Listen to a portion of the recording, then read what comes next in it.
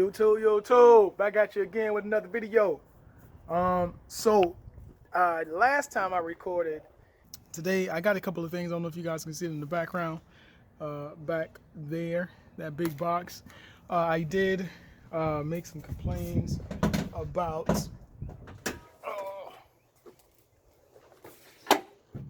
my engine bay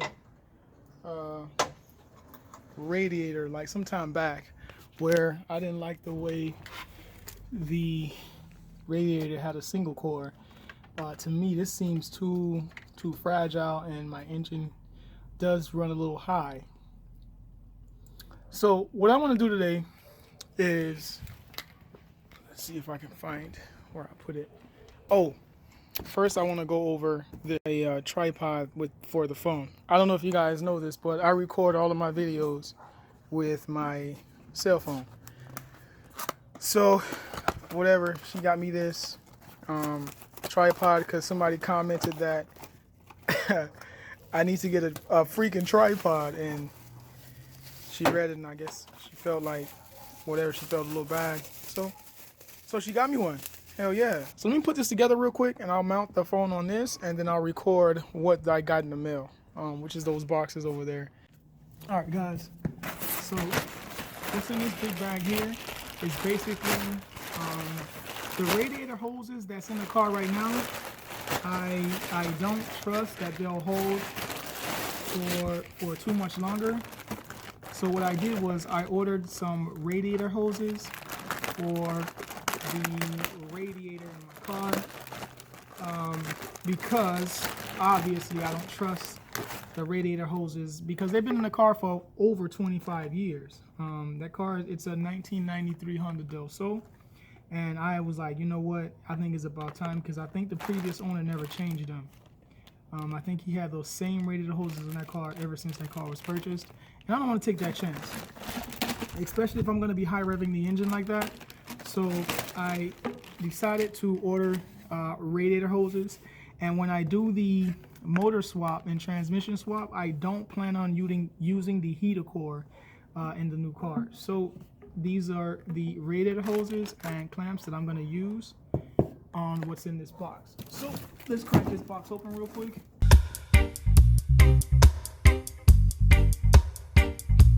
Those bastards. So here's the fan here. Here's the hardware. That's pretty much it.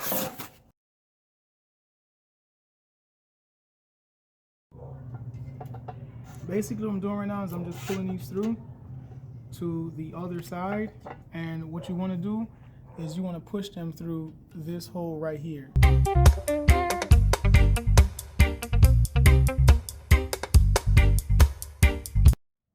With the spring like that, and then you cut this part off, but this goes here, from what I understand. I could be wrong. I think it could go on this side, but from what I understand, it goes on this side. But you know what? I think I'm gonna put it on the inside. Yeah, let me do it that way. I want to see what it looks like.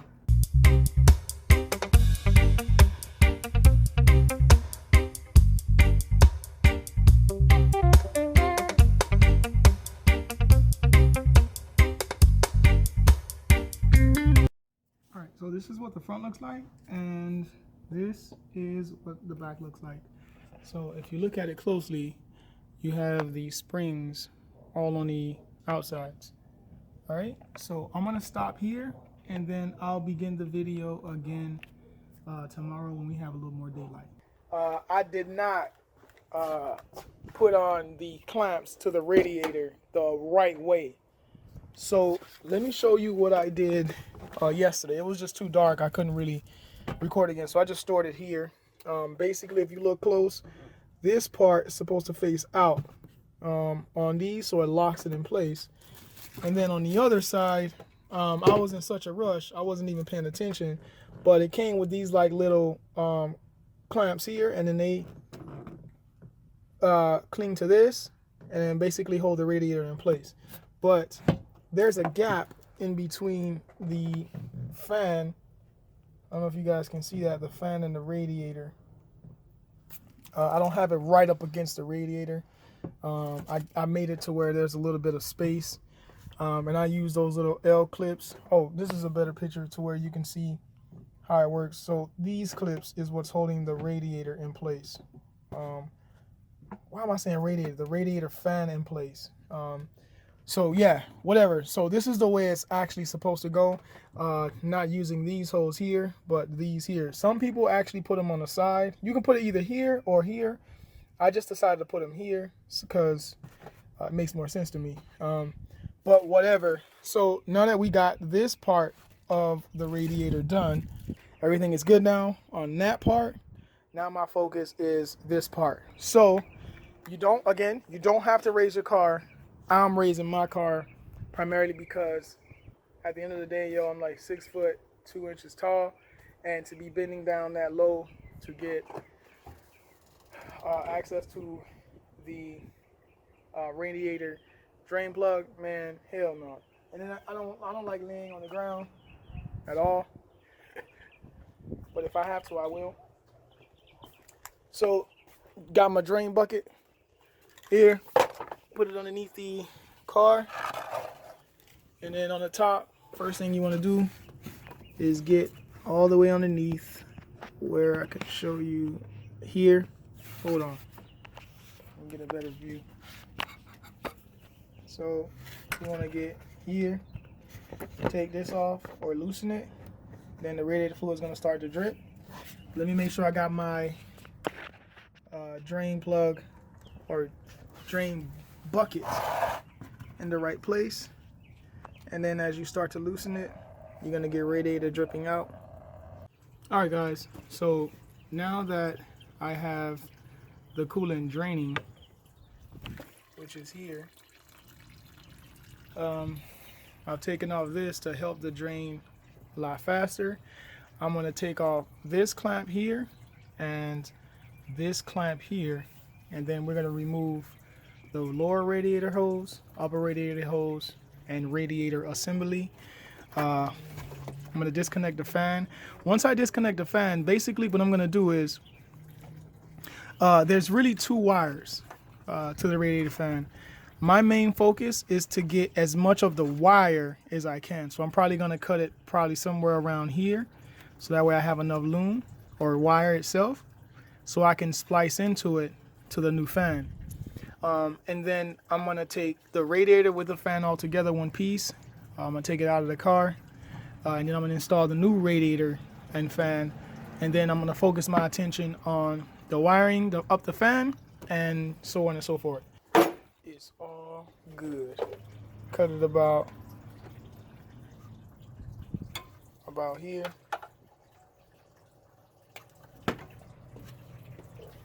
And I'm going to splice into this and put this on the fan. The black is ground and the blue is power. Shouldn't get that wrong, but whatever. Let me put this onto the fan.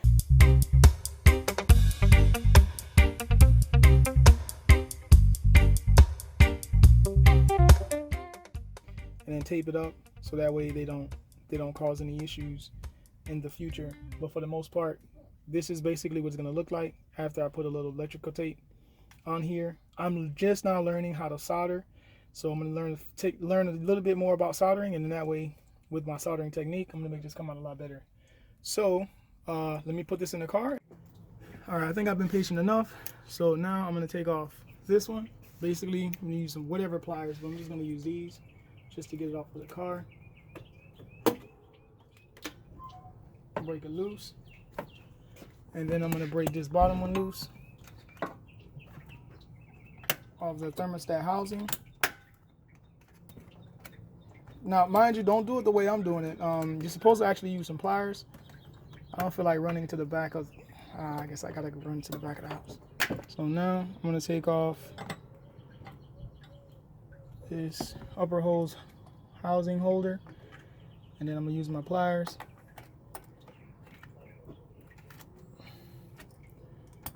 Pull that off. Sometimes these hoses be kind of tight.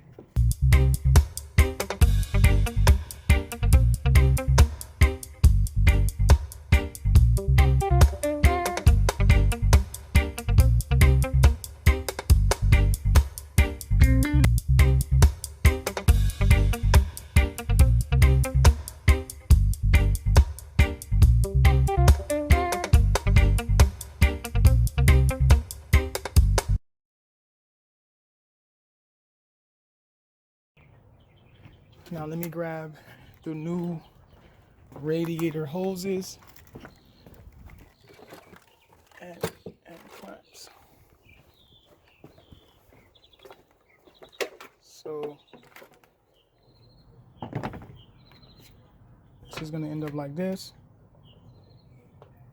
Oh my God, I hope it fits. So now I'm gonna start mounting the radiator with the clamps. I always like this to face up. So this got fit something good. So we got that on. I need to grab, if I'm not mistaken, I think that's an 8. All right, so I'm just gonna put the clamps on before, and I have a feeling that this is not gonna work. I'm starting to feel like I should keep these old clamps. I think I'm gonna do that. I'm gonna transfer these over to the new radiator hoses. All right, so one thing I forgot to mention, and that is to take the rubber boots off of the old radiator and put it on the new one at the bottom. I don't know if you guys can see it, but now I'm having a dilemma. This is bumping the radiator reservoir. So let me see if I can put this here, put the top holder in place.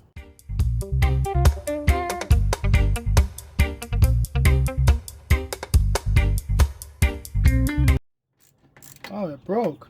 Thank God. Alright, so that means I'm not using these. Alright, so let me start the videos over. I'm going to change out the clamps. I'll be right back. I realized that the other clamps won't work, and I have to use these because the other ones are just too small. So I'm going to put this one on.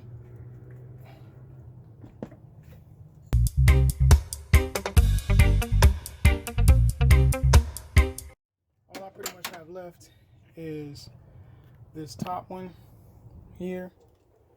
I'm going to put this one on, and then tomorrow I'll put the coolant, and then we'll start it up, check for leaks.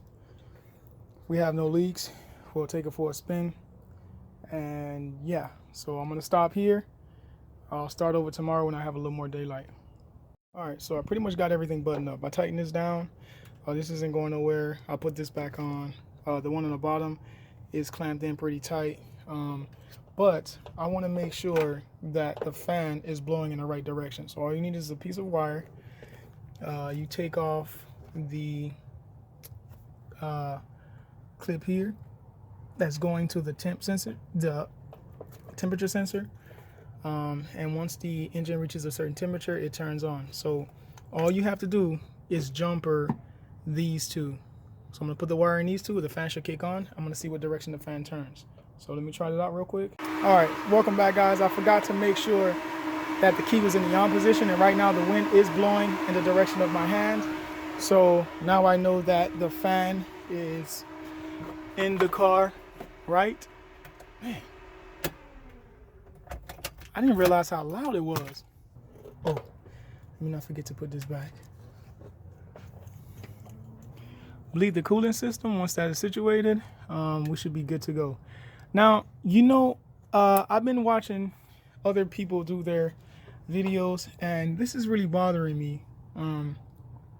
So I think what I'm going to end up doing is I'm going to purchase a distribution block and also a very thick cable. I want to put the battery in the trunk. I no longer want to put it inside of the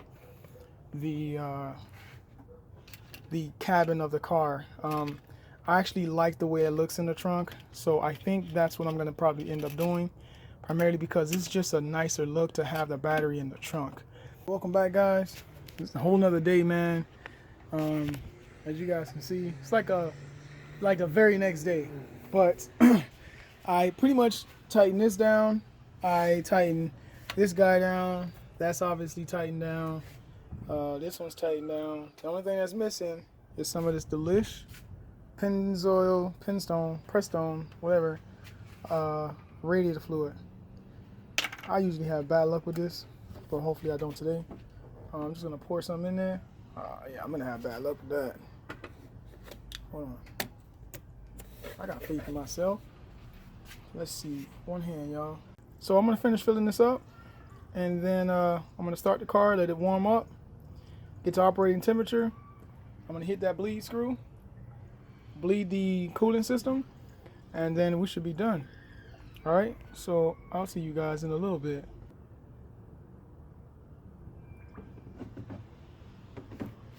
All right, now let's start it up and let's let this thing bubble out. Sounds good to me. Now that the car is running, I'm just gonna wait for that to either go up or down. Once the thermostat opens, and then we should be good to go. I want that to go down first. Once that goes down, I'm gonna add more coolant. If it doesn't go down and I notice the fans kick on, then what I'll do is I'll just put the cap back on and then call it a day and bleed it from here. But first, I want to see if this goes down first. If not, then I'll just go the other way. But usually when the thermostat housing opens, it doesn't necessarily always go down. It just looks for pressure to push that out. So first thing first, I want to make sure is that one or two things happen, and that is no bubbles. And if we have no bubbles and we're all good here, then that water should go down, put the cap on, and then bleed it from there. All right, so let's just give it a few minutes here. All right, guys, welcome back. The radiator fan just kicked on. And it don't even last that long. The engine is already cooling off. From what I read online, it keeps the engine pretty cool, like it doesn't go past the half. I guess I could put the Del Sol back on the ground, take it for a quick spin. Then I'll fill in some more radiator fluid if it's slow.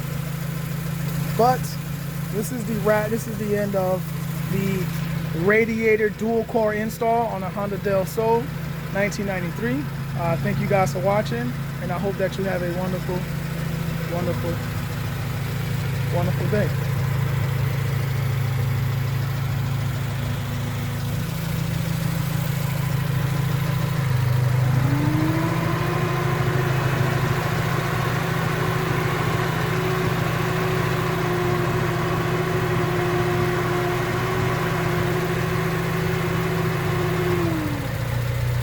I just want to show you guys that I did solder the fan to this, and all I'm going to do now is just melt this on here. I'm not going to just leave it with the tape. I just needed to get some more. Here's my soldering iron. I need to get some more of this soldering wire, which I have. So now I'm just going to melt this on here, and then that's pretty much it, guys. Alright, so now that I've melted the outer coating, I can put this back in here and know for a fact that I'm not going to have any problems with the radiator fan. And I'll see you guys next time on Dragon Ball Z.